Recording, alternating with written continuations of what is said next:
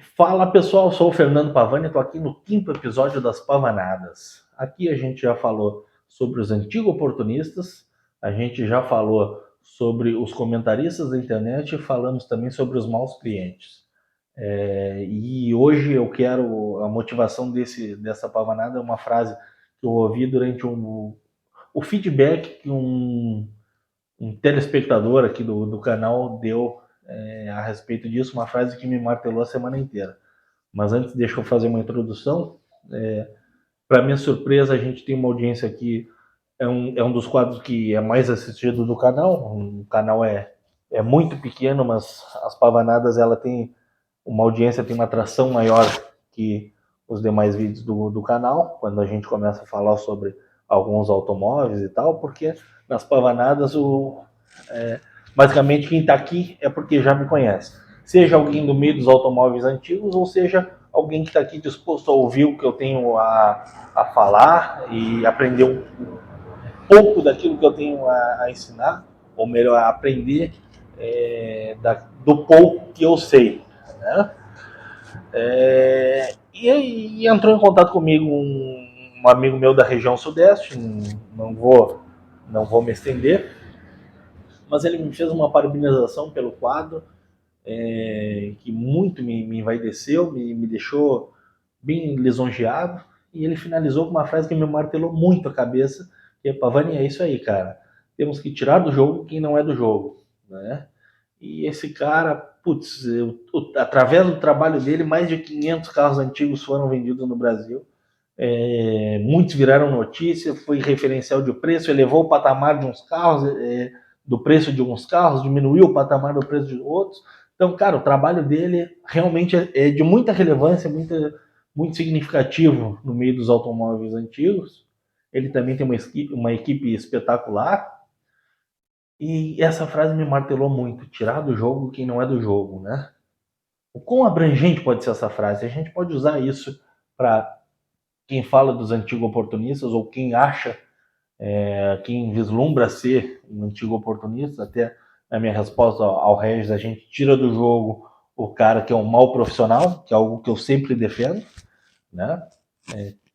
Tirar o mau profissional do jogo para que a gente busque, lógico, é uma utopia, mas vamos tentar elevar o nível sempre daquilo que a gente trabalha, né? Os comentaristas da internet, cara, eles não têm que ter a visibilidade que eles têm, eles não têm que falar com a propriedade que eles falam, porque de fato eles não estão no jogo, né? E também os maus clientes, né?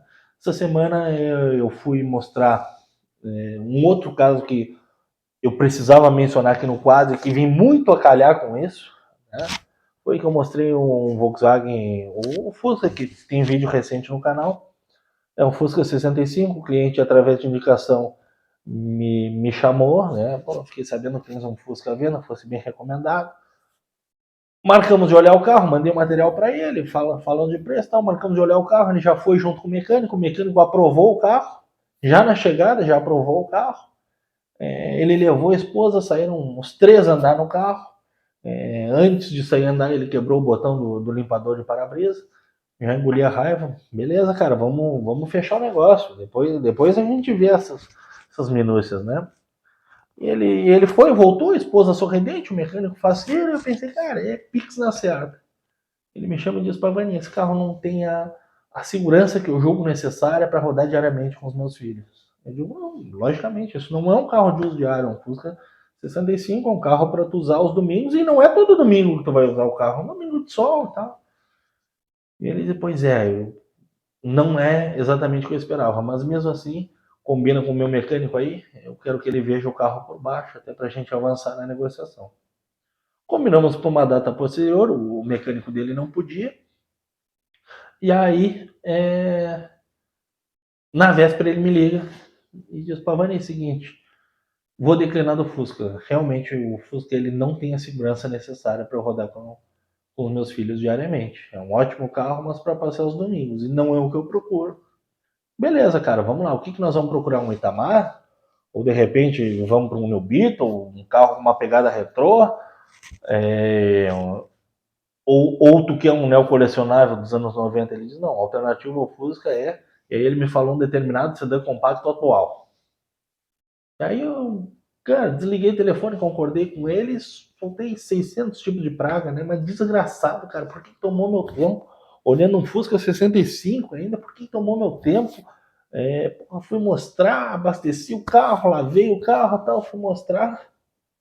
E aí, né, lógico, passado o calor do momento, eu pensei, bom, saiu do jogo quem não é do jogo. Né? Isso vem muito de encontro com uma coisa que eu penso que é, cara, eu prefiro ter 100 clientes não finalizados do que um cliente insatisfeito. Né? Pô, cara, por sorte esse cara teve a chance, a oportunidade, e por sorte eu proporcionei a ele a chance, a oportunidade de ele ver que não é um Fusca que ele quer. Porque daqui a pouco, imagina que eu presto assessoria, a gente manda vir um Fusca à distância, ou se ele é de uma outra cidade, ele acaba comprando o carro no calor da emoção, descobre que não é aquilo que ele quer, vai ser um cliente insatisfeito, né?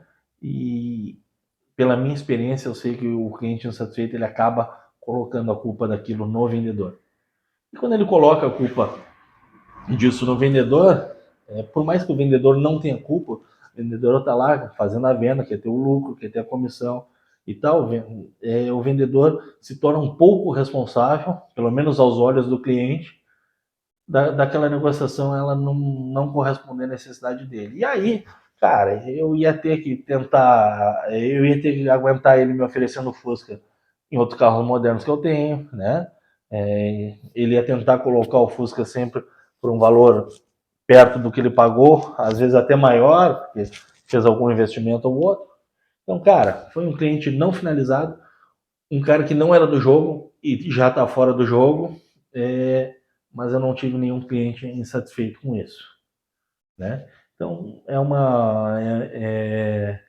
uma situação que, embora desconfortável a princípio, teve muito a me engrandecer enquanto profissional, porque é aquilo, né? Eu já entendi que aquele perfil de cliente, embora tudo indicasse até o último minuto que pudesse dar negócio, eu não fiz dali um cliente insatisfeito, né? Claro que o termo tirar do jogo quem não é do jogo é muito amplo, né? E quando o meu amigo esse mencionou, cara, ele estava falando das isoladas, que o dono imbecil que está comentando que se restaura um carro em 2 meses, né? Ele tá se referindo à pavanada que eu dou no idiota que está comentando na internet que determinado carro não vale. E um Corolla 2019 é uma ótima alternativa ao Diplomata 92 que está anunciado por um valor X. Né? Essas pessoas elas também têm que sair do jogo, né? Mas eu não quero bater em cima disso, porque a gente tem um vídeo específico disso e se eu for bater em cima disso, a gente tem muito conteúdo a falar ainda, né?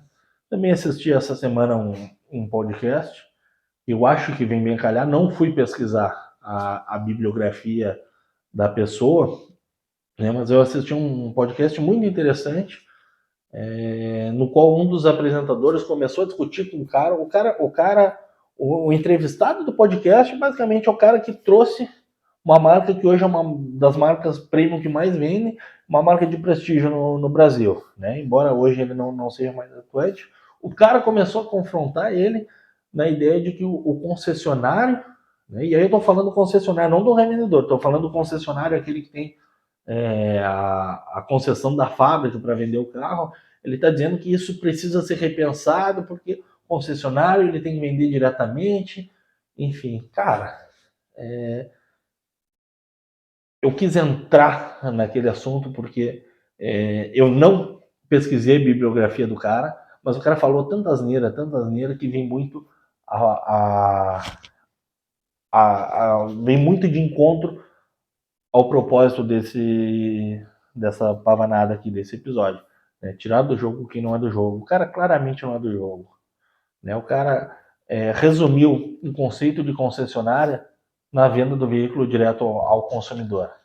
Não tem a ver com a absorção do veículo seminovo na troca, não tem a ver com todo o programa de pós-vendas, desconsidera tudo aquilo que envolve ter uma concessionária, que felizmente eu tive uma experiência bem marcante com isso nos tempos que eu trabalhei na concessionária.